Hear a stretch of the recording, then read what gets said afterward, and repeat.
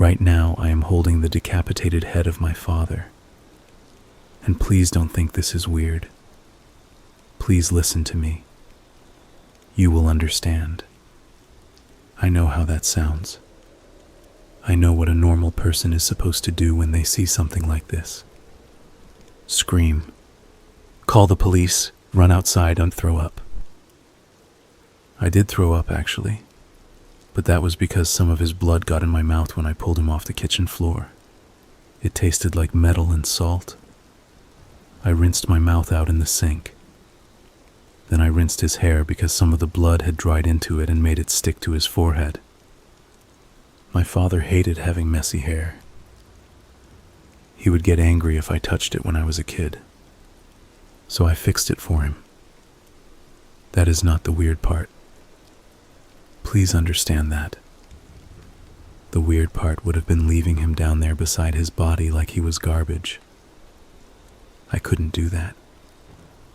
He's my father. His body is still in the kitchen. His head is with me in the basement. I put an old towel underneath it because it keeps dripping. His eyes are open.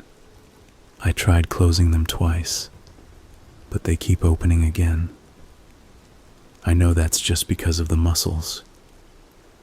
I know dead people don't blink or stare or think. I'm not stupid. Everybody has always confused being sick with being stupid. Those are different things. My father knew that better than anyone.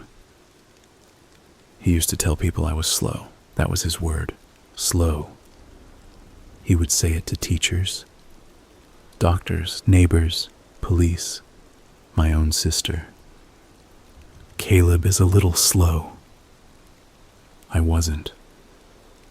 I noticed things faster than everybody else. That was the problem. I noticed when people looked at each other before answering me. I noticed when somebody smiled without moving the muscles around their eyes. I noticed when my mother started parking her car facing the street instead of the garage. I noticed when she started hiding cash in a plastic bag behind the flour. I noticed the bruise under her jaw even though she wore makeup over it. I noticed when my father said he loved her, and she stopped saying it back. And when she disappeared, I noticed that he cleaned the garage floor before the police came. I was 12 years old. Nobody listened. That's where this started. Not tonight. Not with the head. Not with any of the others. It started with my mother. Her name was Laura. She had brown hair that reached her shoulders and one front tooth that overlapped the other. She hated that tooth. Whenever somebody took her picture, she smiled with her mouth closed. My father used to joke about it. He'd put his finger over his own front teeth and say, "Careful, Laura. You're going to stab somebody with that thing." She would laugh. At least she did when I was little. Later, she stopped laughing. I remember the last week she was alive better than I remember most of my childhood. She burned dinner twice. She forgot to pick Hannah up from dance practice. She left the refrigerator open. She kept asking me whether I knew where Dad kept the spare key to the truck. There was something wrong with her. Not sick. Scared. I knew the difference even then. The night before she disappeared, she came into my bedroom and sat on my bed. I was awake. She thought I was sleeping. She touched the side of my face for a long time. Then she whispered, "I'm sorry." I opened my eyes. She jumped. I asked what she was sorry for. She said nothing. I asked if she was leaving. Her face changed. It wasn't much, just the skin between her eyebrows. But I knew. I sat up. "You're leaving." "No, you are. Caleb, you're leaving me." "I'm not leaving you. You're lying. She grabbed both my hands. Listen to me. That sentence. Listen to me. Adults love saying that when they aren't listening to you. I need you to be good tomorrow. Why? Just be good. Where are you going? I'm not going anywhere. You're lying. I'm not. You're lying. Caleb, stop. I started crying. I hated crying. My father hated it more. He said crying was manipulation. He said people cried because they wanted something from you but didn't have the courage to ask. So I kept wiping my face with my sleeve. My mother pulled me toward her. I pushed her away. I remember that. For years, that was the last clear memory I had of her. Me pushing her away. The next morning she was gone. My father said she had packed a bag while we were sleeping. He said she had been seeing another man. He said she didn't want us anymore. Hannah believed him. She was 7. I didn't. There was still shampoo in the shower. My mother's favorite coat was still hanging beside the door. Her purse was gone, but her passport was in Dad's desk. One of her shoes was under the bed, and there was blood in the garage. Not a lot. 3 little dark spots between the cracks in the concrete. Dad had scrubbed everything else. I found the spots because I was looking. He caught me on my knees with my face near the floor. "What are you doing?" I pointed. He stared at the spots. Then he stared at me. That was the first time I saw my father afraid of me. I never forgot it. He grabbed my arm. Hard. "What did you do?" "Nothing." "Why are you down here?" "That's blood." "No, it isn't." "It is. It's oil. Oil isn't red. It's rust. Rust doesn't smell like that." He slapped me. Not hard enough to knock me down, hard enough to make my ear ring. "Stop. Where's Mom?" "She left." "Where is she?" "She left us." "Where is she?" "Caleb. Where is she?" He hit me again. Then he grabbed the front of my shirt and pushed me against the wall. His face came close to mine. "You need to understand something. Your mother left because she was unhappy. That's it. If you keep making things up, you're going to hurt Hannah. Do you understand?" "No." His grip tightened. "Say yes." "No." "Do you understand?" "No." He pushed harder. My head hit the wall. "Do you understand?" "No." Again. "Do you understand?" "No." I don't know how many times he asked. Eventually I said yes. He let go. That became something between us. Do you understand? Whenever I got something wrong, whenever I embarrassed him, whenever I asked about Mom, whenever a teacher called, whenever Hannah cried because of something I said, he would take me somewhere private, the basement, the garage, his bedroom, sometimes the car. He'd explain things. Then he would ask, "Do you understand?" If I said no, he kept explaining. If I said yes too quickly, he knew I was lying. So I learned to repeat things back. Mom left because she was unhappy. People think you're strange because you stare. Girls don't like being followed. Teachers don't want you correcting them. You can't ask strangers why they're sad. You don't tell police officers that your father murdered your mother. You don't dig holes in the backyard looking for bodies. You don't cut open dead animals. That last one really upset everyone. But I didn't kill the rabbit. That's important. Our neighbor's cat killed it. I found it beside the fence when I was 13. Its stomach was open. I wanted to know what was inside. I had seen diagrams in books. A diagram is not the same. So I got one of Dad's knives. Hannah found me. She screamed. Dad came outside. He didn't ask what happened. He saw the rabbit and the knife. Then he saw me. That was enough for him. He dragged me inside by my hair. Later, I heard him telling Hannah that there was something wrong with me. That sentence changed everything. There is something wrong with Caleb. After that, everything had an explanation.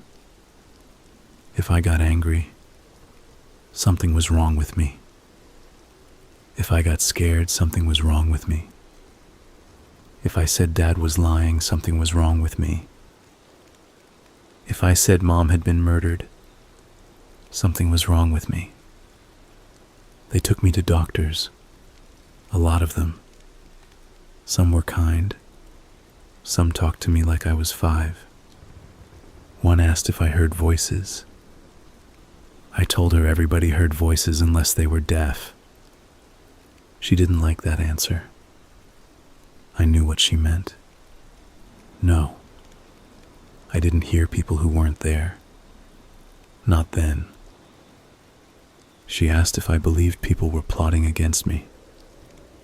I said my father was. She asked how I knew.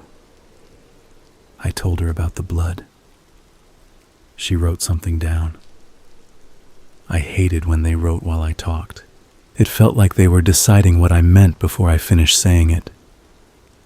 She asked if I ever wanted to hurt my father. I said yes. She wrote faster. That was my mistake. You're supposed to lie when people ask questions like that.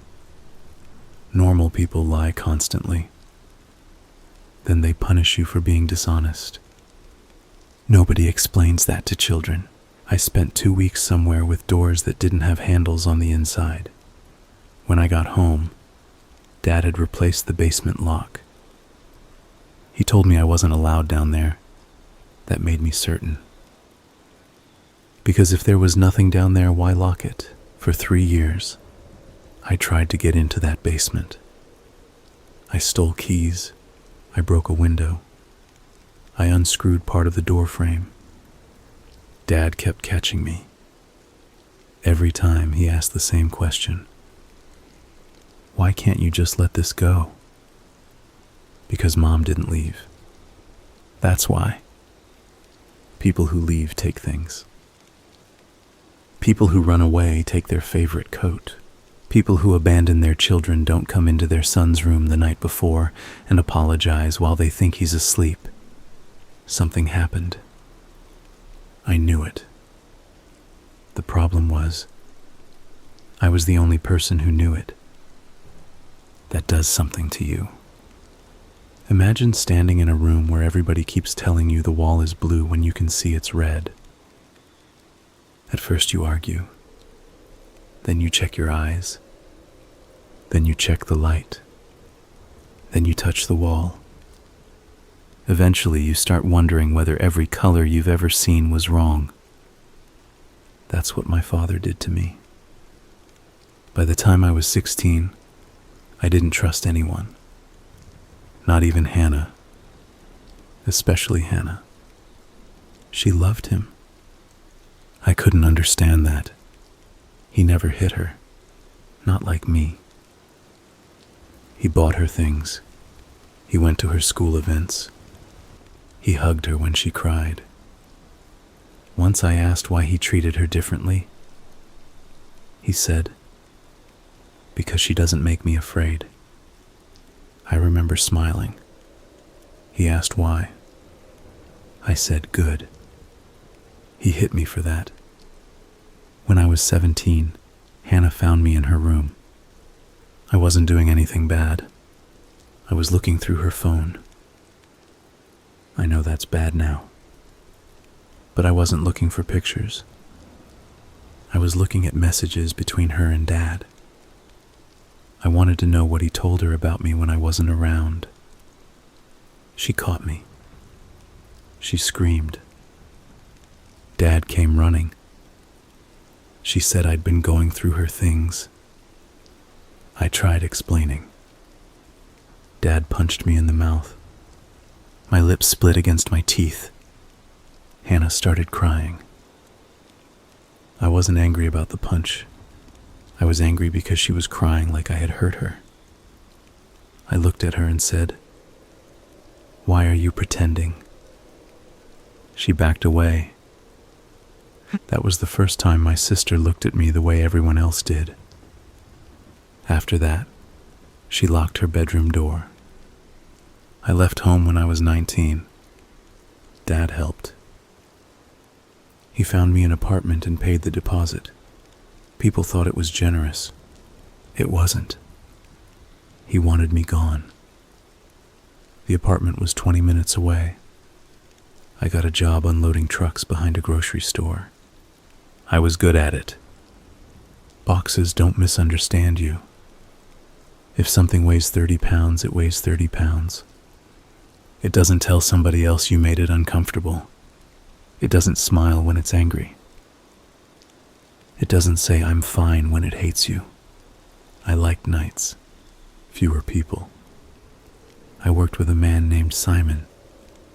Simon was 30-something and had a beard that grew unevenly along one side of his jaw. He smoked behind the loading bay and complained about his ex-wife. He was the first person outside my family who treated me normally. At least I thought he did. We started getting food after work. He came to my apartment twice. I told him about my mother. Not everything. Just that she disappeared and I thought my father knew what happened. Simon listened. Really listened. He didn't interrupt. When I finished, he said, "That sounds messed up." It was the nicest thing anyone had ever said to me, because he didn't say I was right. He didn't say I was wrong. He just admitted it sounded wrong. I trusted him. That was another mistake. One night I heard him talking about me behind the store. There were 2 other guys with him. I was on the other side of a stack of empty pallets. Simon didn't know. He was laughing. He called me Norman Bates. One of the guys asked if I really thought my dad murdered my mom. Simon said, "Oh yeah. Guy's got a whole conspiracy board in his apartment." They laughed. I didn't have a conspiracy board. I had photographs and notes. There is a difference. Simon told them I had pictures of Hannah. That was true. But not like that. Family pictures, school pictures, pictures from social media. I was tracking how often she saw Dad. I thought maybe she knew something. Simon made it sound disgusting. He said I probably slept with them under my pillow. They laughed harder. I stepped around the pallets. Simon saw me. His whole face changed. That tiny movement. The one people think nobody sees. He said, "Hey man." I said, "Why did you say that?" "Say what?" "You know." The other guys suddenly had somewhere else to be. Simon waited until they left. Then he told me it was a joke. I asked what part. He said all of it. I asked why something false was funny. He sighed. That sigh. like I was exhausting, like my father. Caleb, come on. Explain it. It's just guy talk. Explain the joke. You can't do this every time somebody says something you don't like. Do what? This. What? He pointed at my face. I asked him what was wrong with my face. He walked away. I followed. He told me to stop. I kept asking him to explain. He got into his car. I stood beside the driver's door. He rolled the window down a few inches. Go home. I trusted you. Yeah, and that's my fault. What does that mean? It means you're fucking intense, Caleb. You listened to me. I was being nice. That sentence hurt more than anything he could have said. I was being nice. So it was fake. All of it. The listening, the food, the conversations. Every time I thought someone understood me, he had been waiting to get away. I put my hand through the open part of his window. He started raising it. I pulled my hand out. He drove away. I quit the job 2 days later. For a while, I barely left my apartment. That was when I started writing things down. Not theories. Rules. Rule 1. People say what makes the situation easier, not what is true. Rule 2. People only listen while they are waiting to talk. Rule 3. Nobody admits they misunderstand you, because then they would have to admit they might be wrong. Rule 4. If somebody says I understand, ask them to explain. That last rule is important. Try it sometime. You'll be surprised. Most people say they understand when they mean they want you to stop talking. My father did it. Simon did it. Doctors did it. Hannah did it. Everybody.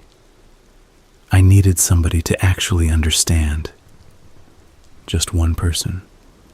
That's all I wanted. I found Simon again 6 months later. I didn't plan to. I was in a pharmacy. He was buying cold medicine. He saw me first. I could tell because he turned his body away. I walked over. Simon. He looked at me. Hey, how are you? Good. You sick? A little. Sorry. Thanks. Then nothing. He wanted to leave. I knew. So I said, I don't hate you.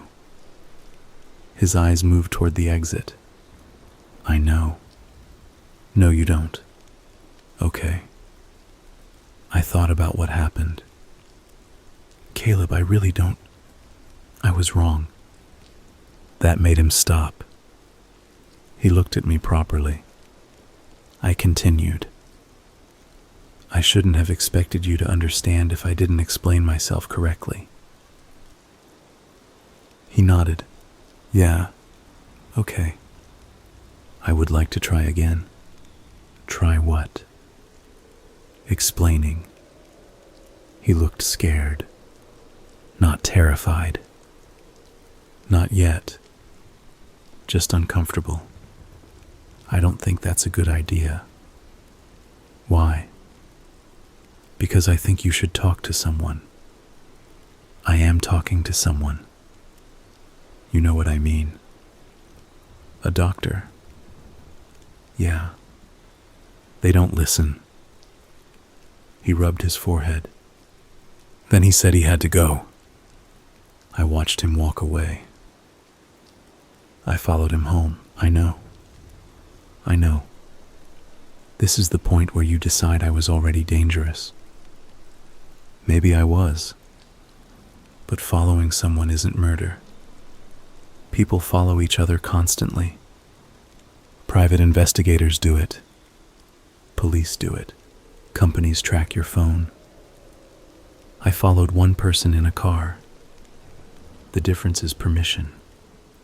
Everything is about permission. Simon lived alone. His ex-wife had the children that week.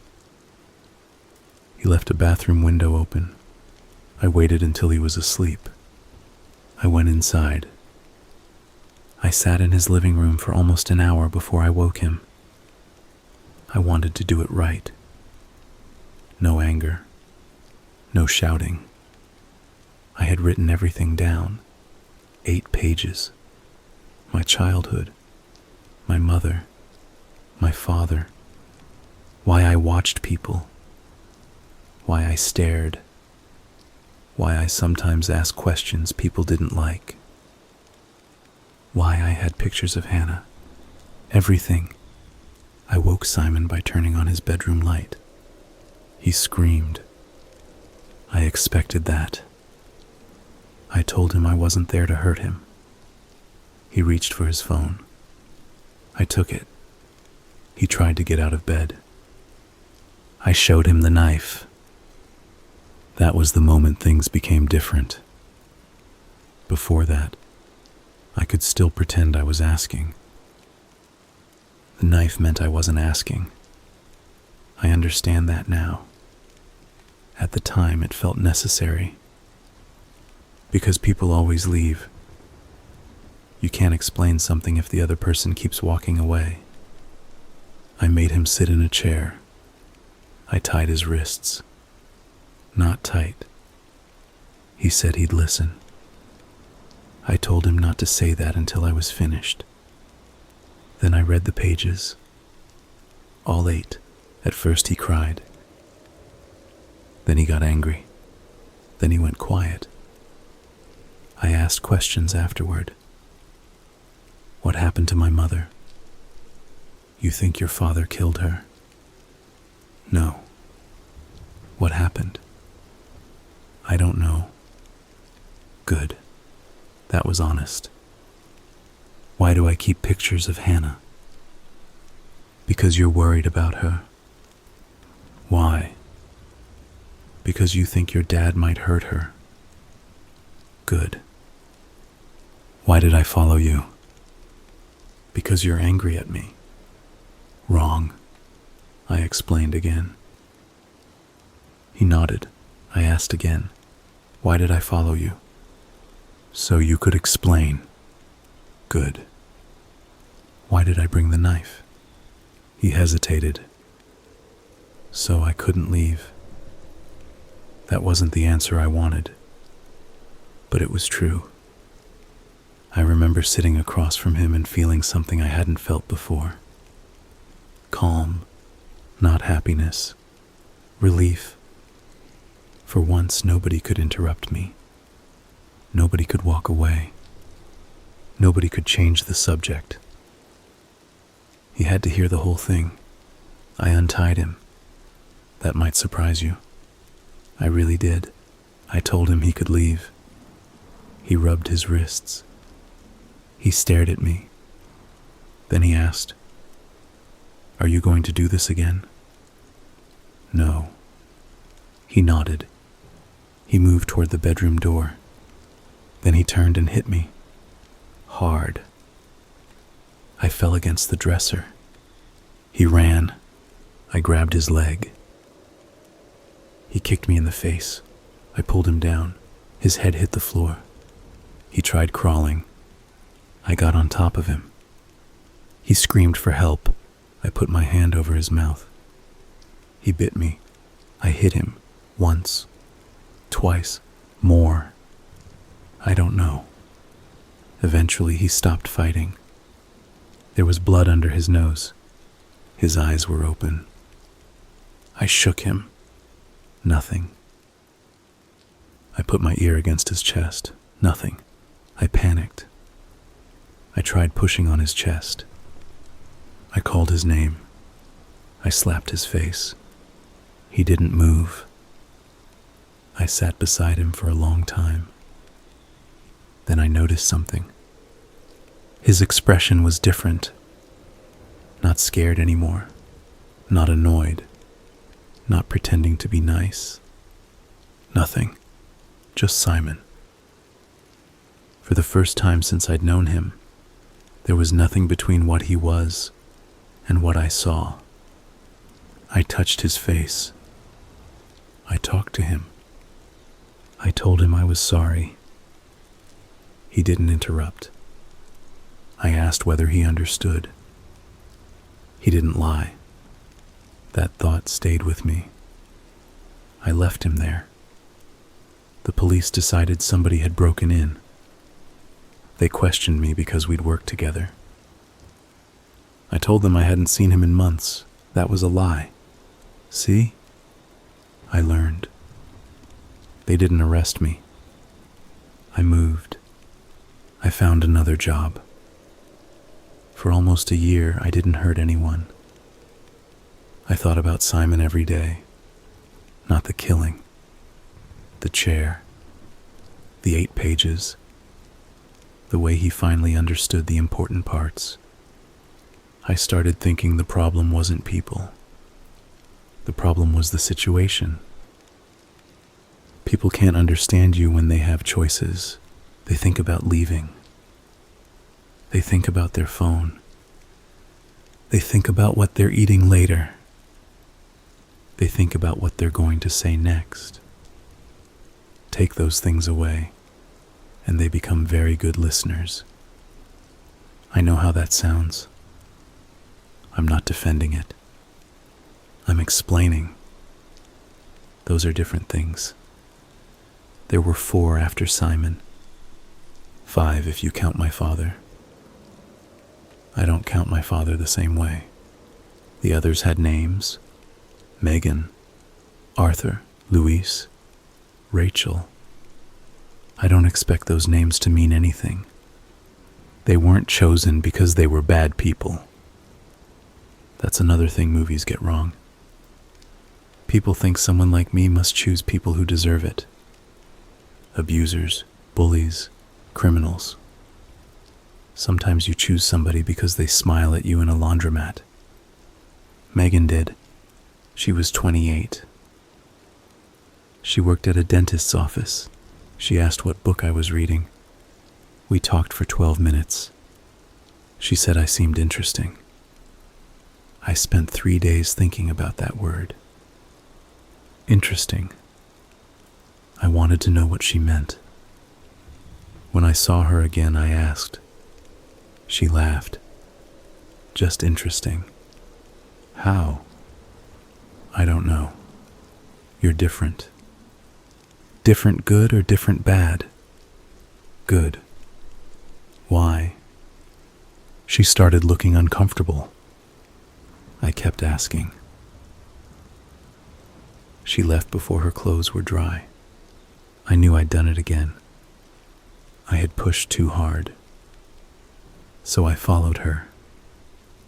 I didn't mean to kill her. I wanted to recreate what happened with Simon without the last part. I prepared better. A chair, water, food, a blanket because the basement was cold. I even bought a little portable toilet so she wouldn't have to be embarrassed. That matters. People won't tell you those details. They just say basement, rope, knife. They don't tell you I heated soup for her. They don't tell you I changed the tape around her wrists because the first kind irritated her skin. They don't tell you I apologized every time she cried. For 2 days we talked. Mostly I talked. She listened. Then I asked questions. She got answers wrong. I explained again. She cried. I told her crying was okay. My father never said that to me. On the second night, she told me she understood. I asked her to explain. She said, "You're lonely." I waited. That's it? No. I mean, you're lonely, and you think everyone is against you. I felt something cold move through me. Everyone isn't against me. Okay. You think that? No. You just said it. I said it wrong. You think I'm crazy. No. Say what you think. I think you need help. There it was. Help. That word. I asked what kind. She started crying again. I kept asking. She eventually said a hospital. I asked whether she thought I should be locked up. She said no. I asked whether she would call police if I untied her. She said no. I asked her to swear. She swore. I asked again. She swore again. I untied one hand. She grabbed the soup bowl and broke it against the wall. Then she tried to cut me with a piece. It went into my shoulder. I reacted. That's the word people use. Reacted. What it means is I hit her until she fell. She was still alive afterward. Barely. She was making a wet sound when she breathed. I called her name. She moved her eyes. I asked her why she lied. I was crying. I remember that. I kept asking, why did you lie to me? She couldn't answer. There was blood in her mouth. That made me angry. Not at her. At everything. At how close we'd been. 2 days. 2 whole days.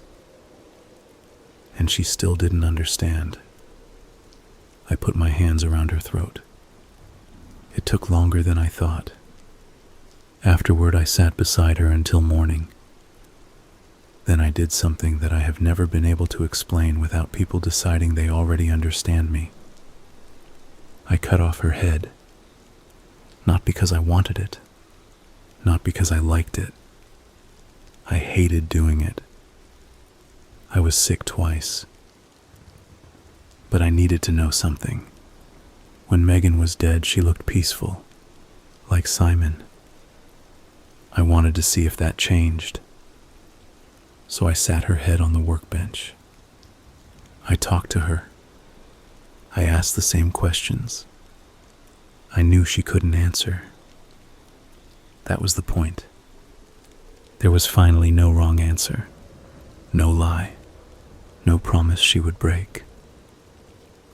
I could explain something from beginning to end, and the face across from me wouldn't twist into disgust halfway through. I stayed there for hours. That was the first head. I buried her body far away. I kept the head for 3 days. Then the smell got bad. I buried it too. I told myself it wouldn't happen again. It did. Arthur lasted 5 days. Luis lasted 1. Rachel almost made it out.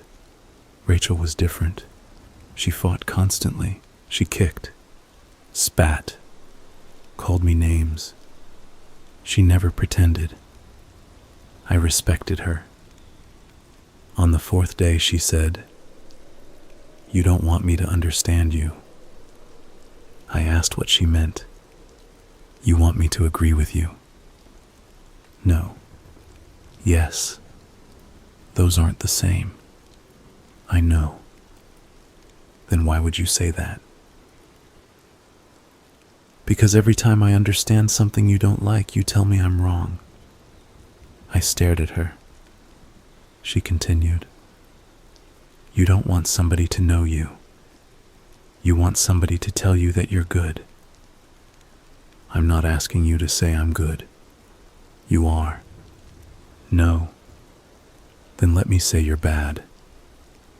I couldn't answer. Rachel smiled.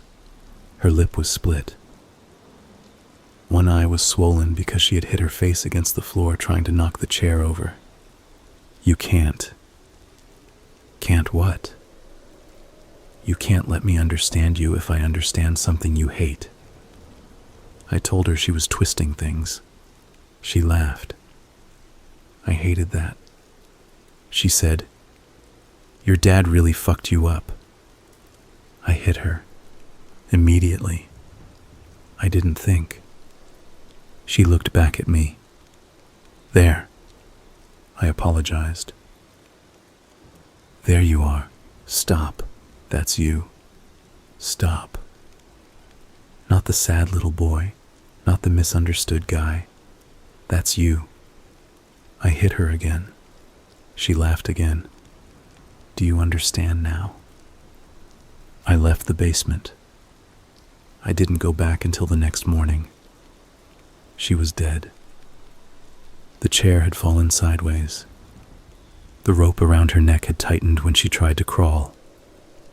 I sat on the floor. I looked at her for a long time. I kept hearing what she said. That's you. I hated her more dead than alive, because she had left something inside me. A question. What if understanding me didn't make people forgive me? What if someone could understand everything and still hate me? I stopped for 2 years. Completely. No following. No chairs. No basements. I went back to doctors, voluntarily. I didn't tell them about the bodies, obviously. But I told them I was angry. I told them I couldn't stop thinking about my mother. I told them I had hurt people. They thought I meant fights. One doctor told me trauma can make a person organize the world around a single event. I liked him. He didn't talk to me like a child. His name was Dr. Avery. He asked about my earliest memory of my mother disappearing. I told him. He asked something nobody else had asked. What do you remember after she came into your room? I said morning. He asked if I was sure. I said yes. He asked whether there were dreams, images, anything between. I said no. But that night I dreamed about the kitchen. My childhood kitchen. Yellow light. My mother standing beside the sink. My father behind her. Blood on the floor. I woke up sweating. The dream came again the next week. Then again. Each time there was more. My mother crying. My father shouting. Hannah screaming upstairs. Me standing in the doorway. I told Dr. Avery. He asked whether dreams were memories. I said maybe. He said maybe wasn't enough. I stopped seeing him. Not because I hated him, because he had opened something. I started going to my father's house again. By then, Hannah lived in another state. She had married. She barely spoke to me. Dad was 63. His hair was gray. He had lost weight. He acted happy to see me. That made me suspicious. I asked about Mom. His face changed immediately. Not this again. Just answer. She left. Did you kill her? No. Did you hurt her? No. Did you clean blood out of the garage? There wasn't blood. You're still saying that? Because it's true. Then let me into the basement. He went silent. That was it. 20 years. And he still didn't want me down there. I started laughing. He asked what was funny. I said, "You're old now." He looked confused. You can't stop me anymore. I walked toward the basement door. He grabbed my shoulder. I turned. For a second, we were both 17 years younger. Then I realized how weak his hand felt. I pushed him. He stumbled into the wall. His face changed. Fear. Real fear. The same expression from the garage when I was 12. He said, "Caleb." I opened the basement. The lock was gone. I walked down. Nothing. Boxes, tools, a broken treadmill, old Christmas decorations. I searched for hours. Dad stood at the top of the stairs. He didn't stop me.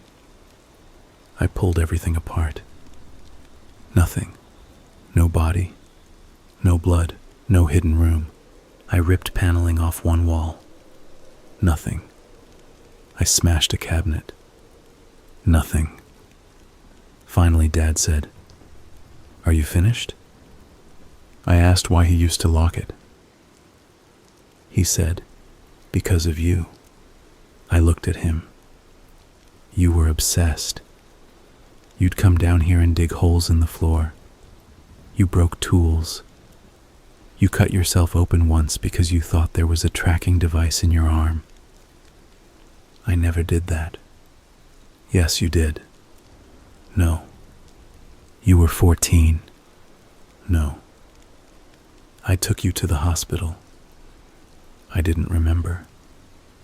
That scared me. He came downstairs, slowly. He sat on the bottom step. You don't remember half of it. Shut up. You don't. Shut up.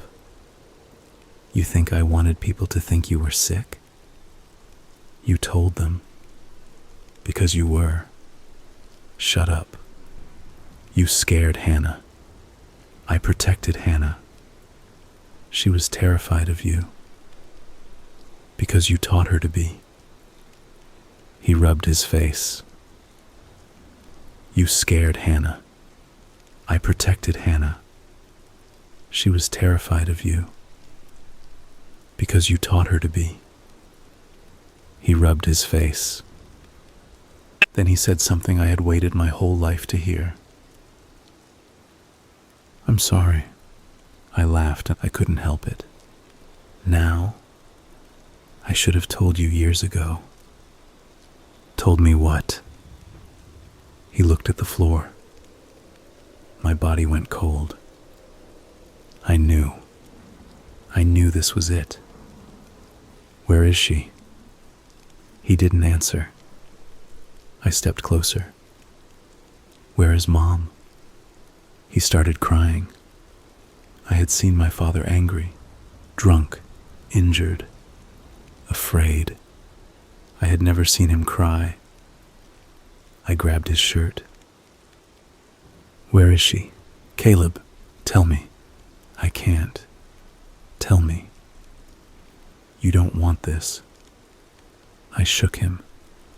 Tell me. Please. Tell me. He looked straight at me. Then he said, "You killed her." Everything stopped. Not like in a movie. There wasn't a sound in my head. There wasn't a flash. I just stared at him. Then I laughed. Because it was stupid. It was exactly what he would say. The final lie, the perfect lie, make it my fault. I let go of him. That's pathetic. He kept crying. She was leaving. Stop. She was taking Hannah. Stop. She wanted to take you too. Stop. You found the bags. I froze. I hadn't told anyone about bags. I remembered the cash, the coat, the apology. He continued. You thought she was leaving you behind. No. You were upset. No. I was in the garage loading the car. No. You came downstairs. No. She tried to explain. No. You wouldn't listen. I hit him. He fell off the step. He didn't protect himself. I kicked him in the stomach. Stop lying. I'm not. I kicked him again. He curled up. You killed her. Shut up. You were 12. Shut up. I covered it up. That stopped me. Dad coughed. He wiped his mouth. There was blood on his hand. I covered it up because you were my son. I backed away. He said she had been planning to leave him. That part was true. Their marriage was finished. She was taking us. She had packed 2 bags and hidden them in the laundry room. I found them. I confronted her. She told me we were leaving together. I didn't believe her. I thought she was lying because she had already apologized in my room. I thought that apology meant goodbye. Dad said I started screaming. Mom tried to hold me. I hit her. She slapped me. I grabbed something from the counter. A knife. I said no. Dad continued. He said I stabbed her once. Then again. She fell. I kept stabbing. He ran inside because Hannah was screaming from upstairs. He pulled me off. Mom was alive for a little while. Not long. I asked why he didn't call an ambulance. He looked at me. That question hurt him. Good. I panicked. You let her die. She was dying. You let her die. I thought they would take you away. You let her die. Yes. There. Finally. Truth. He let her die. Then he cleaned the kitchen. He moved her to the garage. Hannah hadn't seen the actual attack. She had only heard it. Dad put us both to bed. He told me Mom had left. He repeated it until I stopped crying. Later, he put her body in the truck. I asked where. He wouldn't say. I hit him again. He finally told me. An old quarry 2 counties away, wrapped in a tarp, weighted down. 20 years. My mother had been at the bottom of black water while I looked for her under our backyard. I sat on the basement floor. And then I remembered. Not everything. Enough. My mother's hand around my wrist. The knife. Her saying my name. Dad pulling me backward. My mother's eyes. I remembered one sentence.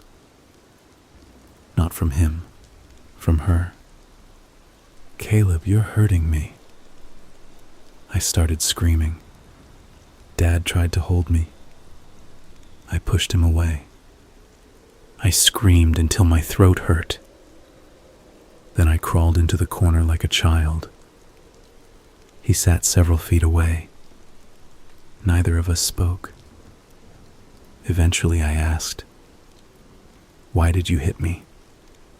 He looked confused.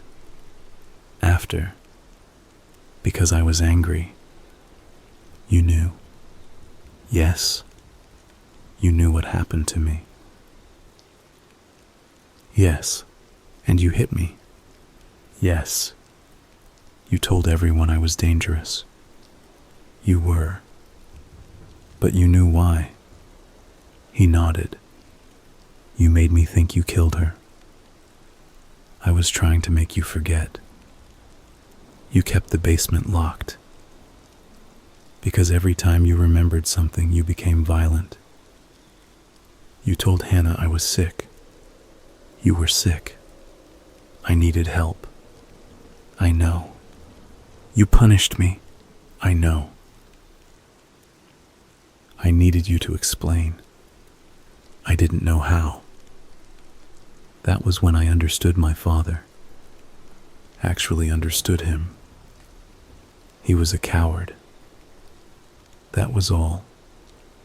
Not a mastermind. Not a monster hiding secrets because he enjoyed it. A coward.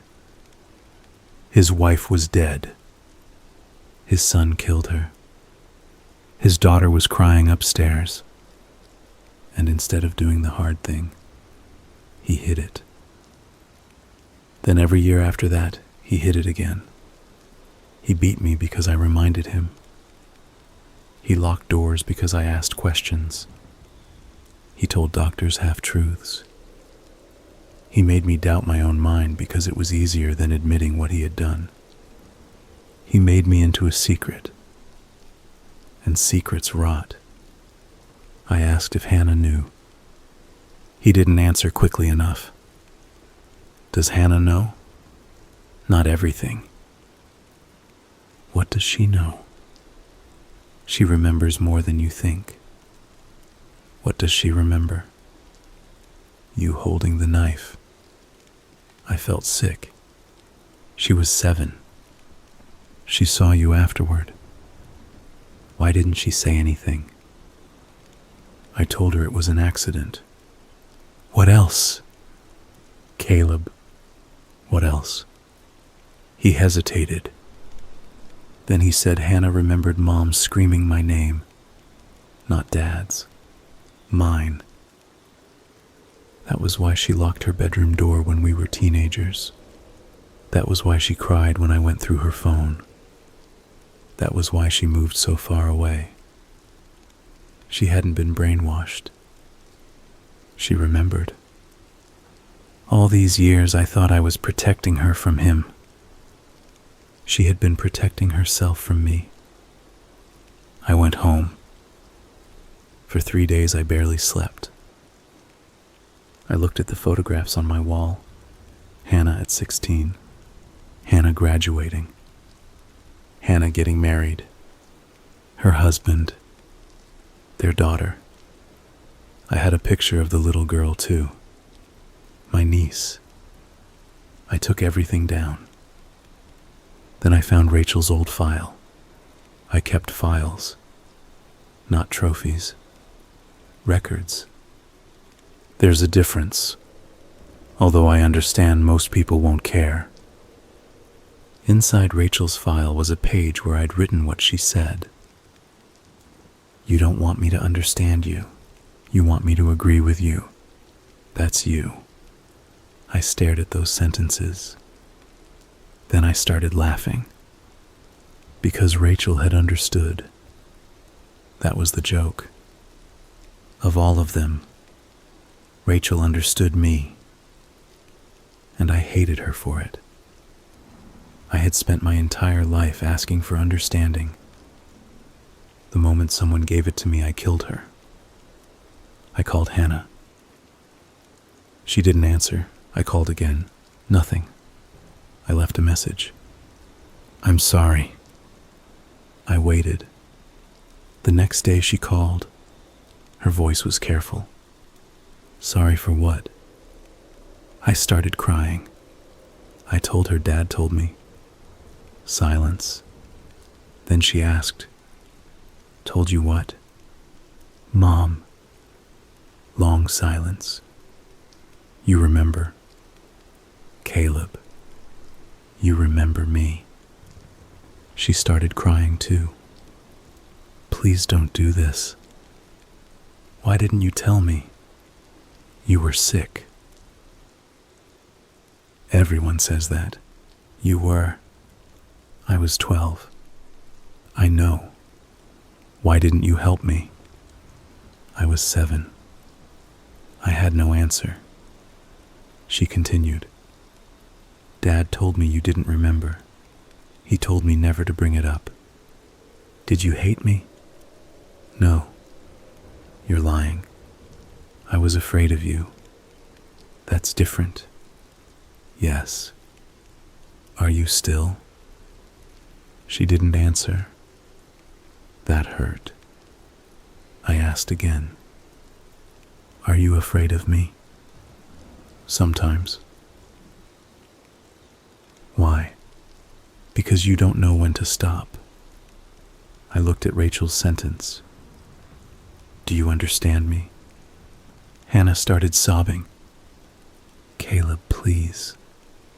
"Do you?" "I don't know." That was the most honest thing she had ever said to me. I told her I loved her.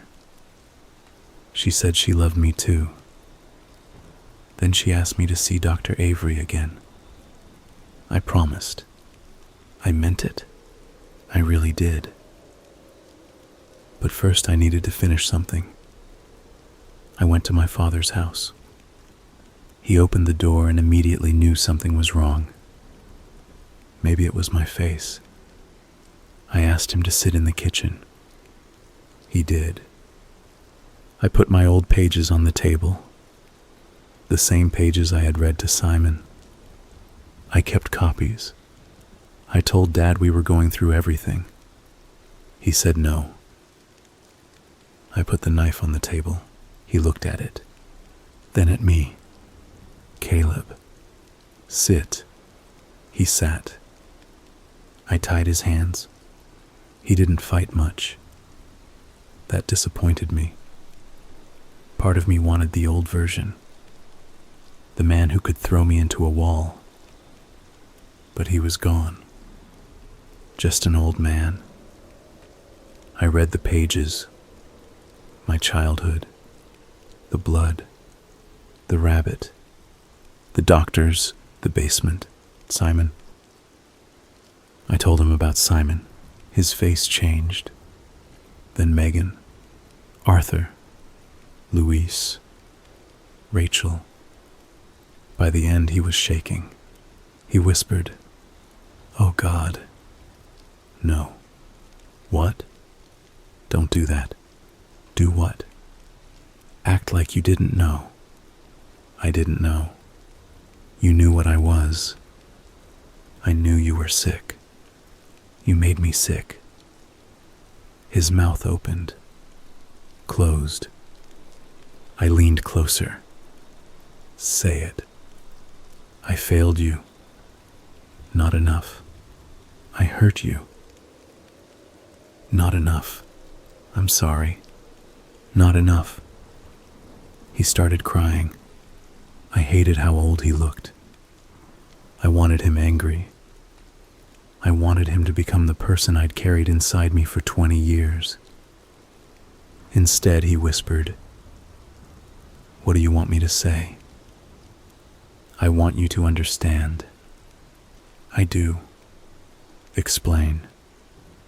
He looked at me, and this is the part that still makes me angry. Because he did. He understood better than anyone. He said I had spent my whole life trying to turn what happened to Mom into something that happened to me, because I couldn't live with being the person who did it. He said he helped me do that. Every lie he told gave me another wall to hide behind. Every beating made him the villain. Every doctor he ignored gave me another reason to believe nobody listened. He said I built my entire life around the idea that if people understood me, they would forgive me. Then he said, "But understanding isn't forgiveness." Rachel, the same thing. I stood up. Dad continued, "I understand you, Caleb. Stop. I understand what happened to you. Stop. I understand why you're angry. Stop. I understand why you became this. Stop. But I don't forgive you." I hit him. He fell sideways with the chair. He didn't scream. I kicked him. He coughed blood onto the floor. I pulled him upright. "Say you forgive me." "No." "Say it." "No." "Say it." "I love you." "That's not what I asked." "I love you." Say you forgive me. I can't. I put the knife against his throat. His whole body trembled. I asked again. He whispered, I can't. I cut him. Not enough to kill him. Enough to make him understand I was serious. He screamed. I told him to say it. He wouldn't. He kept saying he loved me. I didn't want love. Love is easy. People love horrible things. Dogs love owners who beat them. Children love parents who destroy them. Love doesn't mean understanding. Forgiveness does. I kept asking. He kept refusing. Eventually there was too much blood. He slumped. I untied him. I tried holding the wound closed. He looked at me. His lips moved. I put my ear near his mouth. He whispered, I'm sorry. Then he stopped breathing. I sat there with him. I don't know how long. I had finally gotten what I wanted. He understood. He understood everything. And he still thought I was wrong. Rachel was right. There was no next step after that. My whole life ended in that kitchen. Not when he died. When I realized understanding wasn't enough. I could explain myself perfectly. I could tell somebody every detail. I could show them every bruise, every doctor, every lie, every memory, every reason, and they could look at me and say, I understand. You still did it. That is a terrible thing to learn about yourself. I don't remember deciding to remove his head. I remember looking at him. I remember thinking about Megan, about how quiet she became, about how faces became honest after death. Then I was in the garage, then the kitchen, then there was blood everywhere. I won't describe every part, not because I'm ashamed, because it doesn't matter. It was difficult. A human neck is stronger than it looks. When it was finished, I carried his head to the sink. I washed his hair. I wiped his face. Then I brought him into the basement. And now we're here. Almost. There's one more thing. Hannah came tonight. She shouldn't have. I hadn't called her. Dad had, before I arrived. He had apparently sent her a message saying he was worried about me. She drove for hours. She knocked on the door while I was downstairs. At first I thought it was police. I almost ran. Then I heard her voice. Caleb. I went upstairs. She saw the kitchen. She screamed. I told her to stop. She saw Dad's body. Then she saw me. She backed into the wall. I told her to listen. She reached for her phone. I took it. She screamed louder. I grabbed her. She fought. She bit my hand. I didn't hit her. That's important. I did not hit my sister. I held her until she stopped fighting. Then I brought her downstairs. She's across from me now. That's who I've been talking to. Not you. Her. Hannah is sitting in the same chair Simon sat in all those years ago. Different basement. Same kind of chair. Her wrists are tied. I put blankets around her because she's cold. Dad's head is on the workbench between us. She keeps looking at it. I keep asking her not to. It's distracting her. She has to listen. All of this has been for her. Every word. Everything from Mom to Dad, Simon, Megan, Arthur, Luis, Rachel, all of it. I wasn't going to hide anything. Not anymore. That's what makes this different. When I finished the first time, Hannah cried for a long time. Then she said she understood. I asked her to explain. She said Dad abused me. Good. She said Mom's death destroyed me. Good. She said Dad should have gotten me help. Good. She said he made everything worse. Good. Then she said I murdered 5 innocent people. Wrong. Not factually. Obviously that part is true. Wrong in the way she said it. Like those 5 things erased everything before them. I explained again. She said she understood. I asked again. This time she said I wanted control because I'd never had control as a child. That was better. She said forcing people to listen made me feel safe. Better. She said I turned understanding into obedience. I didn't like that, but I listened. That's what people never give me credit for. I can listen. Then she said something very similar to Rachel. She said, "You don't know the difference between being understood and being excused." I looked at Dad. His eyes were still open. I asked Hannah whether Dad told her to say that. She said no. I asked whether she and Dad had talked about me. She said yes. I asked how often. She wouldn't answer. So I explained again. We're on the 4th explanation now. She's tired. So am I. The police might be coming. Hannah says her husband knew she was driving here. That's okay.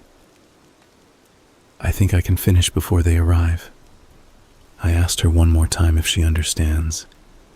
She said yes. I asked her to explain. She said, "You were a sick child whose father failed you. You became a sick adult who decided that hurting people was easier than accepting that they could see you clearly and still reject you." I didn't say anything, because that one was close. Very close, almost perfect. I asked if she forgave me. She started crying. I already knew, but I asked again. She said, "For Mom, yes." I asked about the others. She shook her head. I said, "But you understand?" "Yes." "Then why?" "Because understanding doesn't make it okay." I started laughing. I couldn't stop. Dad was right. Rachel was right. Hannah was right. Everybody understood me. That was the funniest part. I had spent my entire life begging people to understand me. And maybe they always did. Maybe Dr. Avery understood. Maybe Simon understood. Maybe Megan understood. Maybe my father understood me better than I understood myself. Maybe the problem was never that people couldn't understand me. Maybe the problem was that I didn't like what they understood. Hannah is watching me now.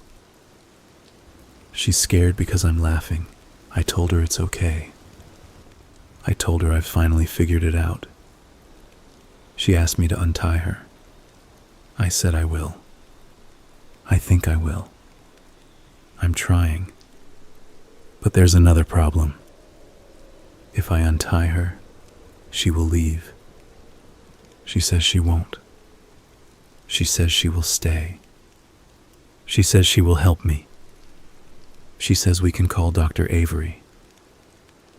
She says she will tell police I surrendered. She says she loves me. She says all of these things very quickly. I want to believe her. I really do. But Megan promised too. Simon promised. People say whatever makes the situation easier. Rule 1. Hannah is telling me to forget the rules. I asked why. She said because I wrote them when I was sick. I asked whether sick people can ever be right. She said yes. Good. Then the rules might be right. She started crying harder. I hate when she does that. It reminds me of when we were children. There is something else she doesn't know. I haven't told her because I just remembered it. Not tonight. A few minutes ago, while she was explaining Mom. A memory. A real one. The night Mom died. After Dad dragged me away from her, I was on the kitchen floor. There was blood on my hands. Mom was near the cabinets. Dad was trying to stop the bleeding. I remember Hannah at the top of the stairs. Small, bare feet, pink nightshirt, crying. Dad shouted at her to go back to bed. She didn't. She looked at me. I looked at her. And I said something. I had forgotten it for 20 years. I said she wouldn't listen. That's what I said about my own mother. She wouldn't listen. I was 12. Dad hadn't taught me that yet. Not the way I remembered. He didn't create that sentence. It was already there. Maybe that is why he was afraid of me. Maybe that is why he treated Hannah differently. Maybe when he told the doctors there was something wrong with me, he wasn't inventing it. Maybe he was describing something he had seen.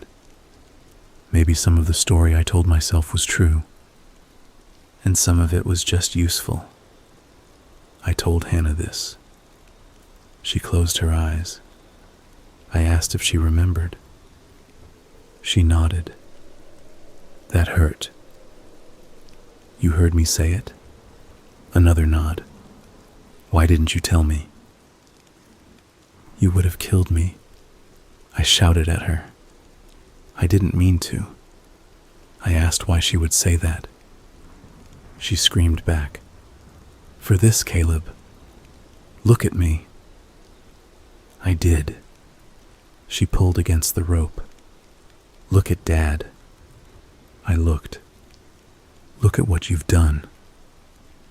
I said I knew what I'd done. No, you don't.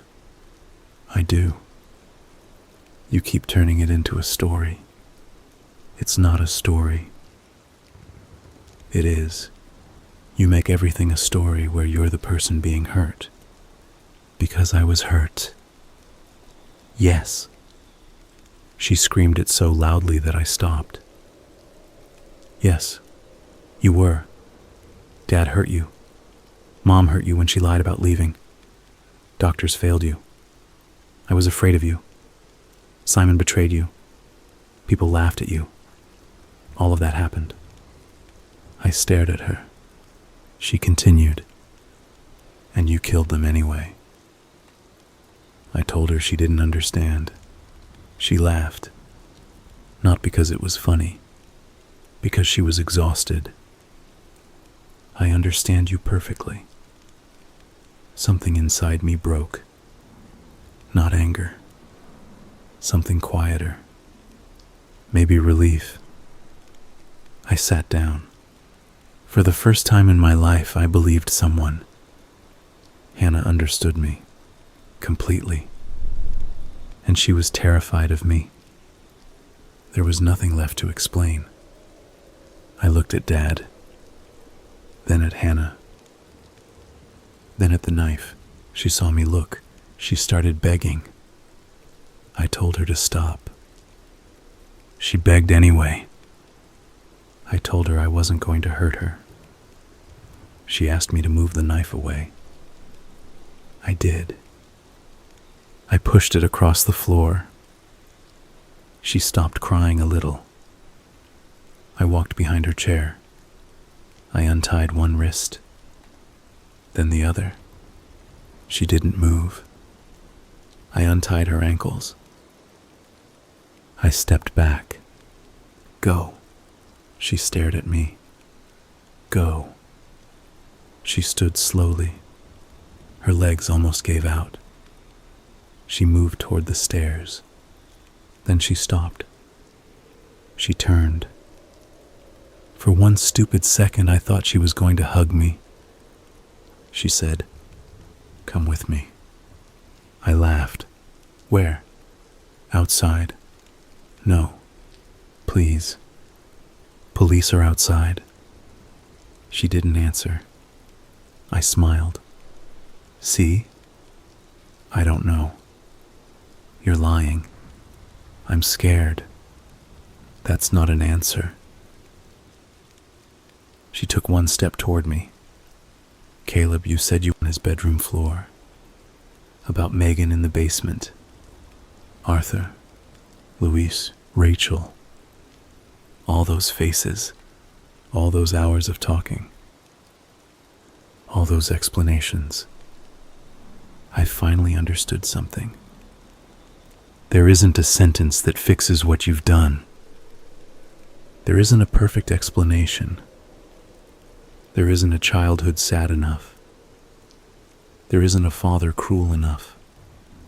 There isn't a diagnosis complicated enough. There isn't enough understanding in the world to turn a dead person back into a living one. I told Hannah that. She started crying again. But this time I didn't ask her to stop. I said, "I think Rachel was right." "Who?" "Someone who understood me." Hannah held out her hand. I stared at it. I wanted to take it. I still do. There's a sound upstairs now. A door. Maybe police. Hannah heard it too. She keeps whispering my name. I can hear people moving through the house. I think I have a few minutes, maybe less. Hannah is standing on the stairs. She hasn't left. She could. I told her to go. She says she's not leaving without me. I asked why. She said because I'm her brother. I asked if she forgives me. She told me it doesn't matter right now. I think she's wrong, but maybe that's another thing I don't understand yet. I picked up Dad's head a few minutes ago. That's why I said I was holding it. I wanted to show it to whoever came downstairs. Evidence, not of murder. They can see that. Evidence that I finally got what I wanted. My father understood me before he died. My sister understands me now. And neither one forgave me. I used to think that was the worst thing that could happen. It isn't. The worst thing is knowing they're right. Hannah is telling me to put Dad down. I'm going to. His head is heavier than I expected. There. It's on the towel again. I can hear someone shouting upstairs. Police. Hannah is telling them we're down here. My hands are shaking. I don't want them to shoot me. I don't want to die. That's strange. I have thought about death so much that I assumed I wouldn't care. I care. Very much. Hannah came back down 2 steps. She's telling me to get on my knees. I asked if she thinks I'm a monster. She said no. I asked what she thinks I am. She said my brother. I told her that's not an answer. She said it is. Maybe it is. I am on my knees now, hands behind my head, exactly like she's telling me. The knife is far away. Dad is looking at me. I know he isn't, but it feels like it. I wish I could close his eyes. There's no time. Someone is coming down the stairs. Hannah keeps saying I'm okay. She's lying. But this time I know why. And for once I think I'm going to let her. Because maybe people don't always lie because they're trying to fool you. Maybe sometimes they lie because the truth is standing in a basement covered in blood, and the person they love is on his knees beside their father's severed head, and there is nothing truthful they can say that will make any of it better. The police are here. They're shouting. I'm doing what they say. Hannah is screaming at them not to shoot. I can see my reflection in the little basement window. Blood on my shirt. Blood on my face. Gray in my hair I hadn't noticed before. I look older than I thought. I don't look misunderstood. I don't look evil either. I just look tired. Maybe that's all anybody looks like in the end. I thought this story would make sense if I told enough of it. I thought if I started at the beginning, lined up every cause and effect, showed every wound and every mistake, there would be a point where anyone listening would say, "Oh, now I understand. Now what Caleb did makes sense." But I'm at the end, and I don't think that point exists. I understand why I killed Simon. I understand why I took Megan. I understand why Rachel made me furious. I understand why I spent 20 years hating my father. I understand why I killed him. I understand why 12-year-old me picked up that knife when my mother said she was leaving. I understand all of it. And I would still give anything to go back and stop myself. Maybe that is what understanding actually is. Not forgiveness, not permission. Just knowing exactly why something happened and wishing it hadn't. They're putting cuffs on me now. Hannah is still here. She's crying. I told her I'm sorry. She said she knows. I asked if she understands. She looked at me for a long time. Then she said yes. For the first time in my life, I didn't ask her to explain. For the first time in my life, I didn't ask her to explain.